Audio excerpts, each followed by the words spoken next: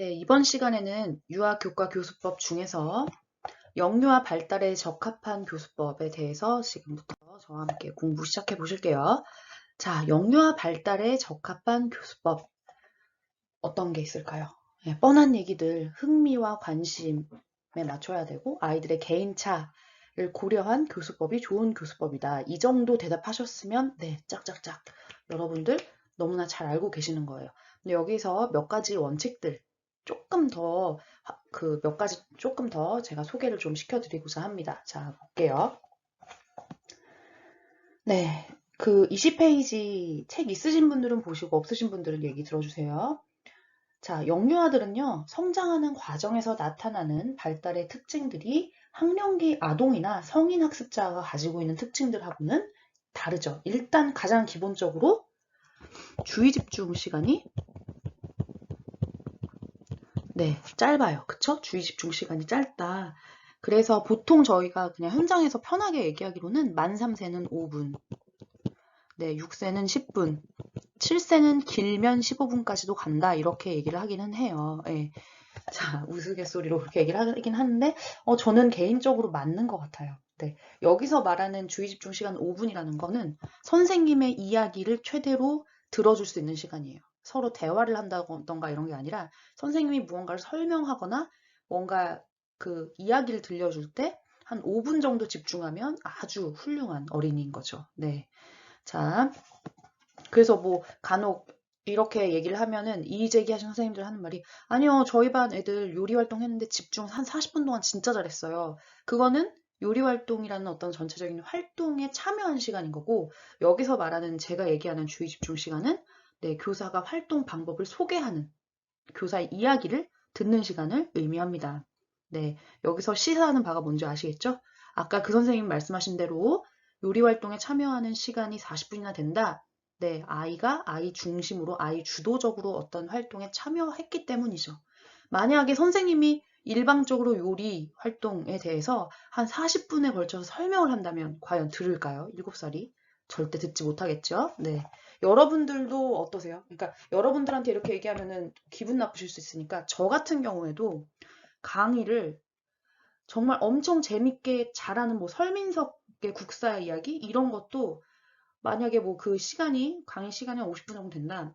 중간에 딴 생각을 하게 돼요. 예. 결코 저조차도 주의 집중 시간이 30분을 넘지는 않는 것 같아요. 예. 그래서 아이들이 사실 한 15분 정도까지 집중을 할 수 있다는 거는 굉장히 훌륭한 일이죠. 네. 그래서 긍정적으로 바라봐 주십시오. 자, 중간 부분 볼게요. 자, 영유아기의 성장과 발달은 하루가 다르게 이루어지므로 같은 연령대에 포함되는 정상적인 영유아들의 경우에도 다양한 개인차가 존재한다. 뿐만 아니라 개개인의 영유아가 속해 있는 물리적, 인적, 언어적, 사회문화적 환경 등이 영유아의 성장과 발달의 양상에 큰 영향을 미친다. 따라서 그 다음부터 밑줄 치실게요. 유아교사는 기본적으로 모든 영유아들은 서로 다르다는 것을 이해하고 인정해야 하며 이를 근거로 하여 영유아들에게 필요한 교육 경험을 다양한 수준과 방법으로 계획하여 제공할 수 있어야 한다. 즉, 영유아 발달에 적합한 교수법을 이야기할 때 절대 빼놓을 수 없는 것이 바로 아이들의 개인차. 네, 아이들의 개인차겠죠, 그쵸? 그리고 환경, 사실 환경에 따라서 개인차가 만들어지는 것이기도 하기 때문에 뭐 유전에 따라서도 개인차가 만들어지기도 하고 그렇죠? 개인차 절대로 빼놓지 마셔야 되는 거 개인차 그리고 플러스 크게 이렇게 개인차와 관심, 흥미 이렇게 되겠습니다. 발달에 적합한 교수법. 자, 그렇다면 발달에 적합한 교수학습법 어떤 것들이 있냐? 첫째, 꼭 기억하셔야 되는 거 감각적 경험을 제공할 것. 감각적 경험을 제공할 것. 영유아들이 주변 세계에 대해서 배우게 되는 첫 경로로는 보고, 듣고, 냄새 맡고, 맛보고, 만져보는 오감각을 활용한 그런 경험들이죠. 감각을 통한 경험이란 영유아들이 실제로 주변의 사물들이나 주변에서 일어나는 일들을 직접 느끼고 경험하게 하는 것입니다. 하지만 점차적으로 아이들이 성장하면서 이렇게 영아기 때는 무조건 직접 만져보고 들어보고 오감을 활용해서야만 사물을 인지하는 반면 점차적으로 성장하면서 아이들이 어떻게 돼요? 추론도 할 수 있고 표상도 할 수 있고 상상도 할 수 있게 되죠. 즉 인지 능력이 발달하고 점차 주변 세계에 대한 직접적인 경험의 폭을 넓혀감에 따라 간접적인 경험을 통한 학습도 가능해진다는 거예요. 간접적인 경험을 통한 학습도 가능. 따라서 같은 내용이라도 발달에 적합한 다양한 직접 또는 간접 경험을 제공하는 것이 필요하겠습니다. 자, 그러나 실제로 우리가 유아기 36개월 이상의 아이들에게 교수를 하게 되면 직접 실물 자료를 보여줄 수 없는 어떤 모호하거나 추상적인 개념이나 사물을 다루어야 되는 경우도 많죠. 네. 그럴 경우에는 어떤 방법이 좋을까요? 네. 동화나 혹은 뭐 이야기 전달, 최대한 구체적으로 뭔가 묘사를 하는 그런 경험을 통해서 아이들이 이런 것들을 간접 경험이라고 하는데 이런 동화나 이야기 전달 등의 간접적 경험을 통해서 아이들은 사물이나 뭐 추상적인 개념에 대해서 이해를 할 수가 있겠습니다. 자, 21페이지 보시면요. 그림이 하나 나와 있죠. 경험의 원추라는 그림이 있어요. 보시면 요렇게 지금 책이 없으신 분들을 위해서 그냥 대략적으로만 설명해 드릴게요. 이렇게 화살표 모양으로 되어 있어요. 제일 상단에 뭐가 되어 있냐면 글자나 말로 된 설명 듣기. 제일 하단에는 구체적 목표를 지닌 실제 경험이에요. 어떠세요? 우리가 흔히 글자와 말이라는 것 자체가 상징 체계죠. 언어라는 것 자체가 상징 체계고 만약에 아직 언어를 완벽히 수용 언어와 표현 언어가 완벽히 체계가 잡혀 있지 않은 10개월 정도밖에 안 된 영아한테 뭔가에 대해서 말로 설명을 해주면 그 아이가 알아들을까요? 네, 전혀 알아들을 수가 없겠죠. 즉, 이게 바로 경험의 원추라는 그림의 설명인데요. 하단으로 갈수록 직접적인 경험, 상단으로 갈수록 간접 경험이에요. 간접 경험. 그리고 구체성의 단계. 그리고 이쪽 틀에는 수업 자료 및 경험의 종류.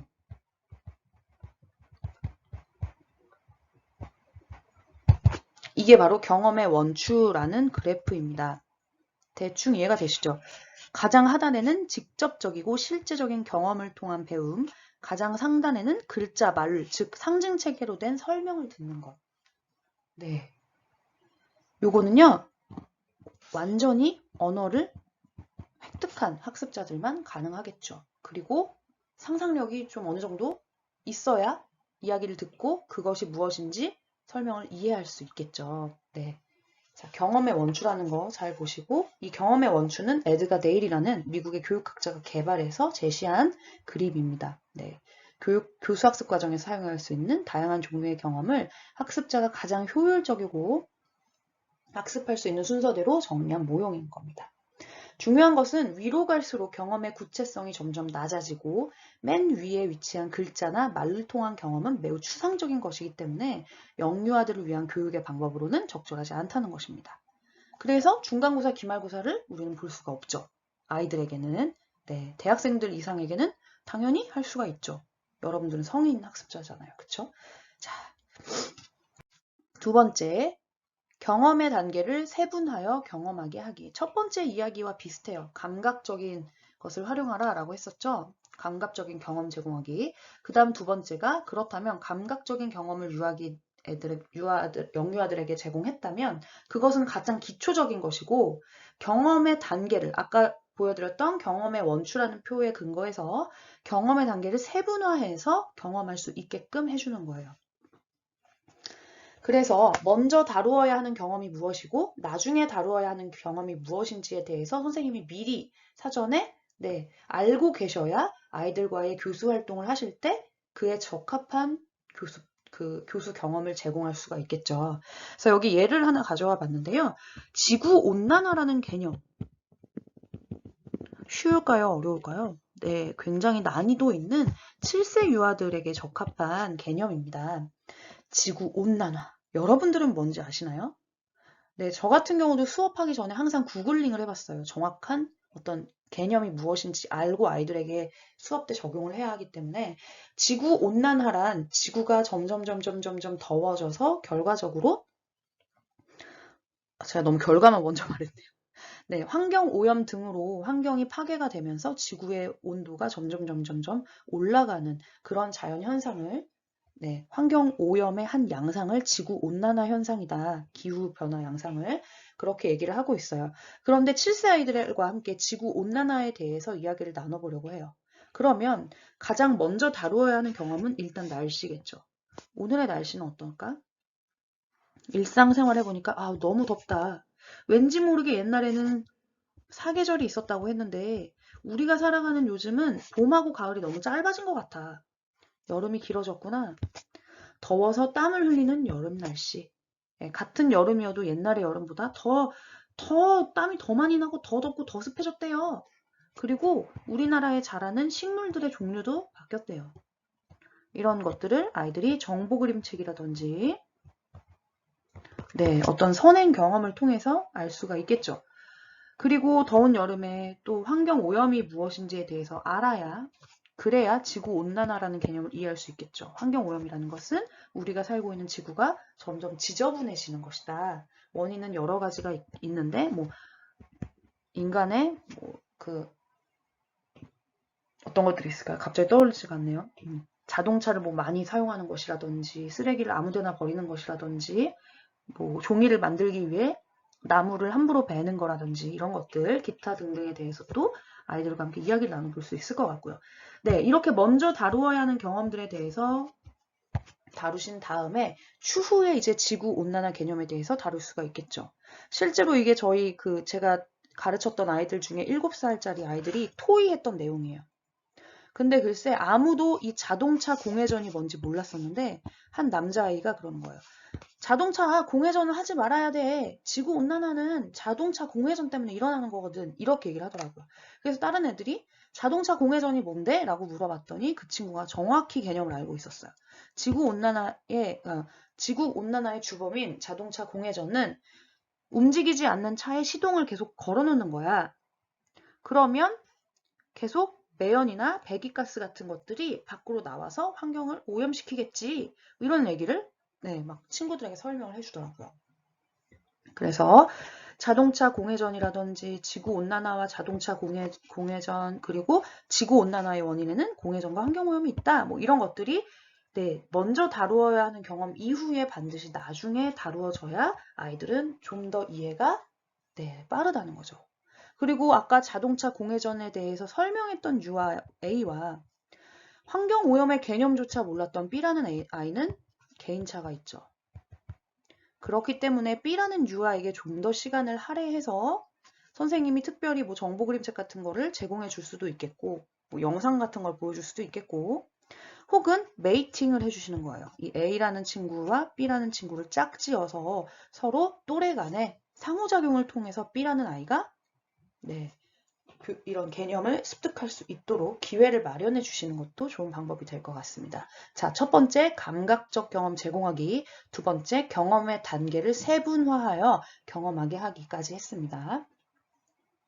세 번째 자연스러운 학습을 유발하는 환경 마련하기. 아, 예. 제가 사진자료 갖고 왔었네요. 이게 개인정보 때문에 스마일 처리를 하긴 했는데 이게 이제 캐니빌리지라고 하는 곳에 가가지고 실제로 아이가 운전을 이렇게 해보는 그런 운전 장난감으로 놀이를 하는 그런 모습인데요. 캐니빌리지가 원래 예전에는 용인인가?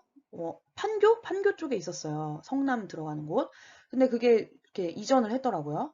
근데 어쨌든 캐니빌리지가 어떤 곳이냐면 캔이에요, 캔.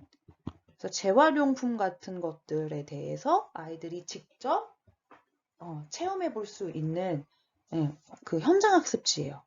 아까 제가 경험의 단계를 세분화해야 된다라고 했을 때에 가장 좋은 직접적 경험 제공의 방법 중에 하나가 바로 현장학습이 될 수 있겠죠. 네, 직접 아이가 가서 무언가 새로운 배움을 얻고 새로운 탐색이 일어나는 새로운 환경에서의 학습이 일어나는 현장학습이야말로 살아있는 경험이다라고 볼 수가 있겠습니다. 네, 그리고 세 번째, 자연스러운 학습을 유발하는 환경 마련하기입니다. 자연스러운 학습을 유발하는 환경 뭘까요? 네, 선생님도 그냥 딱히 떠올리시면 뭐 적절한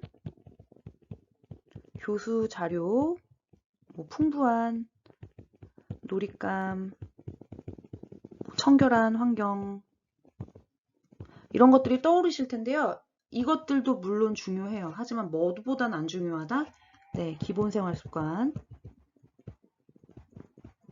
그리고 이 기본 생활 습관도 뭐보단 안 중요할까요? 네, 안전이에요. 안전은 조금 열외로 추후에 기회가 되면 얘기하도록 하고요.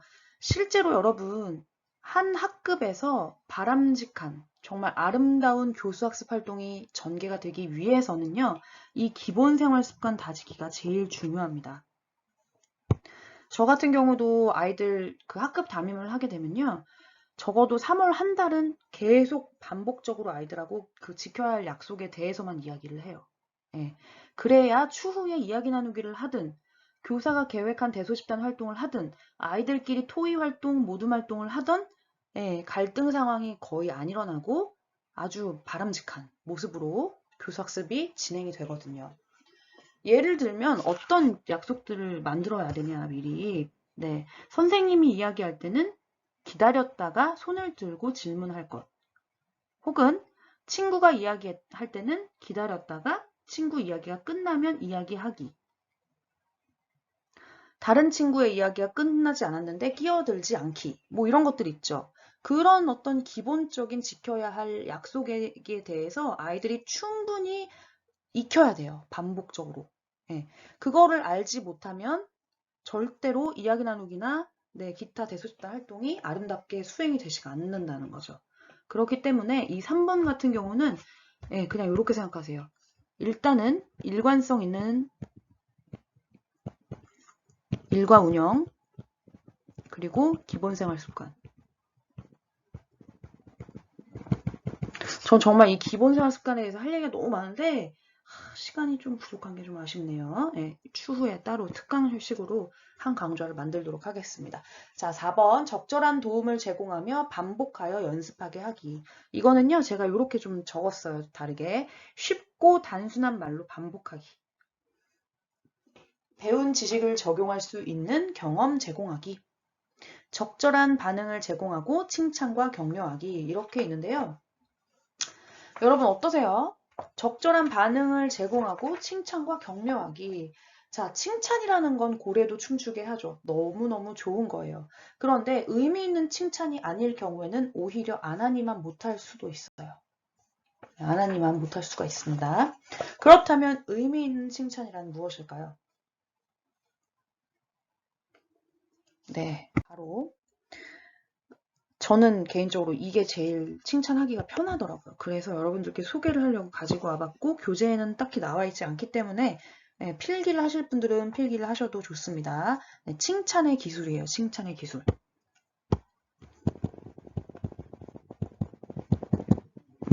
창의성의 하위 요소 혹시 뭔지 아세요? 창의성의 하위 요소라는 거는요. 토란스라는 학자분께서 창의성에는 이러이러한 하위 요소로 구성이 되어 있다라고 얘기를 했어요. 뭐냐 하면 유창성, 융통성, 독창성, 정교성.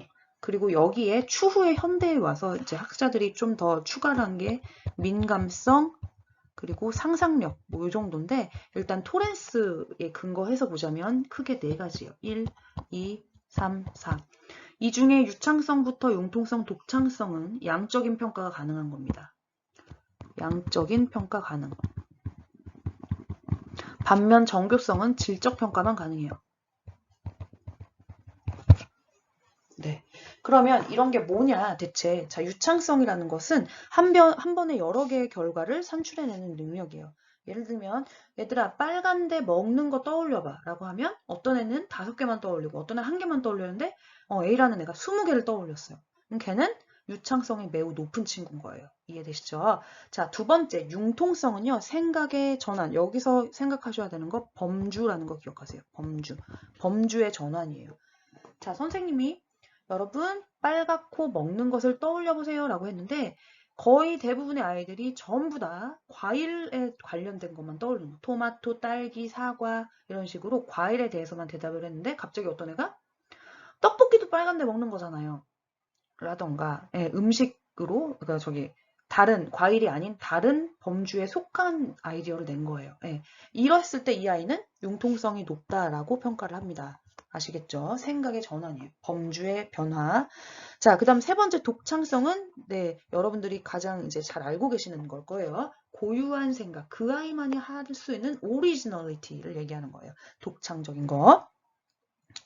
그래서 예를 들면 빨간데 먹는 것을 떠올려 보세요라고 했는데 딴 애들은 그것도 빨간데 먹는 거라고 생각을 안 했는데 그 왜 치킨 중에 매운맛 뭐 이런 거 있잖아요. 그 빨간 닭 뭐 이런 거 그런 걸 어떤 친구가 아이디어를 냈어. 그러면 그때 와 너만이 할 수 있는 생각이야. 정말 대단해 라고 얘기를 할 수가 있고 치킨 하니까 떠올랐는데 그 극한 직업의 명대사 있죠. 지금까지 이런 맛은 없었다. 그게 딱 독창성과 관련된 멘트죠. 지금까지 이런 걸 한 건 네가 처음이야. 이걸 칭찬해 주시면 된다는 거고 4번 정교성은요. 완성도, 끝맺음, 세부적인 것의 표현에 관련된 것입니다. 자, 그러면 실제로 이 칭찬 예시를 보셔야 이해가 되실 거예요. 어떻게 칭찬을 하면 되냐? 바로 이거예요. 유창성과 관련된 칭찬. 어머, 선생님은 2개밖에 떠올리지 못했는데 유진이는 4개나 떠올렸구나. 정말 대단해. 그 아이 행동의 결과에 대한 칭찬이면서 아이의 유창성을 아주 강렬하게 칭찬을 해주는 대목이죠. 자, 융통성. 다른 친구들은 동물이 나오는 동화책만 생각했는데 유진이는 정보 그림책을 가지고 왔구나. 넌 정말 특별해. 이렇게 칭찬할 수가 있겠죠. 보시면 아시겠죠? 범주가 달라요. 범주. 네, 그 창의성의 하위 요소 중에 가장 어려운 개념이 보통 융통성이라고 생각을 하시더라고요. 융통성 좀 헷갈린다고. 근데 생각의 전환이에요. 자, 그 다음 독창성. 세상에 선생님은 이렇게 표현하는 친구는 처음 봤어. 유진이만 할 수 있는 멋진 표현이구나. 네. 예를 들면 뭐 이런 것도 될 수 있겠죠. 다른 친구들은 다 하늘을 하늘을 흰색으로 표현하고 구름을 하늘색으로 표현했는데 우리 땡땡이는 구름을 진짜 흰색으로 표현했네. 정말 대단해. 뭐예요? 네, 독창성이면서 동시에 정교성이기도 해요. 실제로 하늘은 하늘색이고 구름이 흰색이니까 완성도가 있기 때문에. 자, 그 다음 정교성에 관련된 칭찬은 다른 친구들은 바퀴를 그냥 동그라미로만 그렸는데 우리 유진이는 바퀴 속에 휠 문양까지 다 완성을 했구나. 우와, 이렇게 완성도가 높은 작품은 처음이야. 정말 멋지다. 이렇게 칭찬할 수가 있겠습니다. 자, 그래서 첫 번째는 창의성의 하위 요소에 근거해서 하는 칭찬이고요. 그 다음에 영유아 발달에 적합한 교수법, 나머지 것들은 여러분들이 교재를 좀 읽어보시면 다 이해가 되실 건데, 자, 여기서 제가 꼭 짚고 넘어가야 되는 게 바로 이겁니다. 적절한 질문하기. 자, 발문 너무 중요한데, 제가 지난 시간까지 했던 교수법 기초 다지기 계획안 교육과정에서 발문은 특별히 다루지 않았었죠. 자, 발문. 요것만 아시면 돼요. 자, 수업을 계획하는 단계에서 반드시 발문을 함께 생각하셔야 되고 여기서 또 기억하셔야 되는 게 아이들이 여유를 가지고 대답할 수 있도록 발문은 적절히 해주셔야 돼요. 막 따따붙다 의욕만 앞서가지고 애들한테 막 과하게 발문을 많이 하시는 것 그닥 좋지 않아요. 네, 그래서 여유 항상 기억하시고요. 발문은 열린 질문과 닫힌 질문 이렇게 있는데 무조건 열린 질문이 좋은 걸까요? 네, 그렇지 않습니다. 이 2가지가 균형 있게 발문을 구성하시는 게 좋아요. 예를 들면 사실 확인적 질문 같은 경우 동화를 읽다가 혹부리 영감님은 누구한테 다 잡혀갔었던 거야? 기억하니? 이런 것들 있죠. 정답이 정해져 있는 거. 이러한 사실 확인적 발문은 아이들로 하여금 내용을 회상하게 하거나 자기의 이전 경험을 회상하게 하거나 혹은 또 어떤 효과가 있을까요? 보다 더 본 수업에 집중하게끔 하는 집중력을 키워주는 그런 효과가 있다라고 보시면 돼요. 그렇기 때문에 사실 확인적인 발문과 같은 닫힌 질문이라고 해서 꼭 열린 질문에 비해서 뒤떨어진 것이 절대 아니다라는 거 기억하시고 이 2가지는 균형을 이루고 있으면 좋다. 닫힌 질문이 한 4 정도 된다면 열린 질문은 1 정도로 배치를 하시면 좋을 것 같아요. 총 5개의 질문을 한다면 자, 그 다음 과학적 탐구과정 기술과 관련된 질문, 그리고 창의적 사고를 촉진하는 질문, 이렇게 제가 오늘 준비를 했거든요. 볼게요. 과학적 탐구과정과 관련된 질문, 모양은 어떠니? 색은 어떠니? 분류하기. 다른 점은 무엇이니? 같은 점은 무엇이니? 비슷한 다른 예를 들어보면 의사소통하기. 이렇게 만든 작품으로 무슨 일을 할 수 있을지 함께 이야기 나눠보자.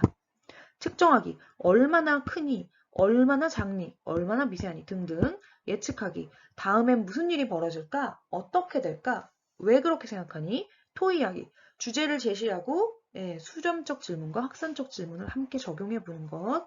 추론하기. 그렇다면 A 대신 B라면 왜 이렇게 된 것인지 설명해 줄 수 있겠니? 창안하기. 새로운 것을 만들어 본다면 등과 같은 질문들이 있습니다. 이것은 비단 과학적 탐구 과정과 관련된 질문이라고 우리의 전공서에 나와 있긴 하지만 모든 활동에 다 적용할 수 있어요. 네, 왜요? 우리 앞 시간에 했던 통합의 원리 때문이죠. 네, 통합의 원리 때문에 우리는 이 과학적 탐구 과정과 관련된 질문을 이야기 나누기에 적용해 볼 수도 있고 미술 활동에 적용해 볼 수도 있을 것입니다. 자, 그 다음 마지막으로 창의적 사고를 촉진하는 질문까지 보시면 여러분들은 발문을 완벽하게 다 아시는 거예요. 내가 계획한 활동에 어떤 발문을 끼워 넣으실 건지 그거 조직만 잘하시면 돼요. 자, 창의적 사고를 촉진하는 질문은요. 첫 번째, 유창성. 땡땡과 비슷한 예를 찾아보자. 뭐뭐와 다른 예를 4가지 말해볼래? 등등. 융통성. A를 B로 바꾸면 어떻게 될까?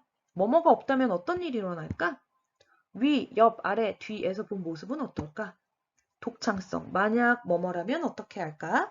뭐뭐로 재미있는 이야기를 만들어보자. 뭐뭐로 다른 문제를 만들어보자. 남에게는 없는 나만의 생각은 무엇일까? 정교성. 좀 더 구체적으로 생각해 본다면 더 자세히 이야기해 줄래? 더 좋게 만들려면 어떻게 해야 할까? 등이 있습니다. 네, 어때요? 과학적 탐구과정 기술과 창의적 사고를 촉진하는 질문이 겹치는 것들이 많아요. 그쵸? 겹치는 것들이 많습니다. 그래서 일단 제가 2개를 다 가져와 보긴 했는데 하나만이라도 제대로 좀 머릿속에 가지고 계시면 추후에 계획안 작성하시고 교수활동 계획하실 때 크게 도움이 되실 거예요. 그래서 발문 확실하게 공부하시길 바랍니다. 자, 이번 주차 강의는 여기서 마무리하도록 하고요. 네, 마무리하도록 할게요. 이 교재 중심 수업은 여기서 마무리하도록 하겠습니다. 고생하셨습니다.